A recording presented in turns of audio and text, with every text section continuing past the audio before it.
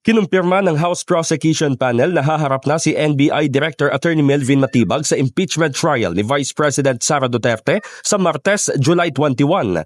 Sa pulong balitaan, sinabi ni Counsel for Public Prosecutors Attorney Lorna Kapunan na hindi natuloy ang pagdalo ni Matibag sa Regional Summit sa Bangkok, Thailand. Mismong si Matibag na anya ang nagsabi na handa na siyang tumestigo sa paglilitis ni Duterte. Sa Tuesday makikita nyo na kumpleto na ang naratibo ng article on rape threats and inciting to sedition in relation to the impeachable offense of betrayal of public trust, a culpable violation of the Constitution, and other high crimes. So, anong nangyari? Anong mangyayari? Meron bang continuing investigation? Kanya essential po yung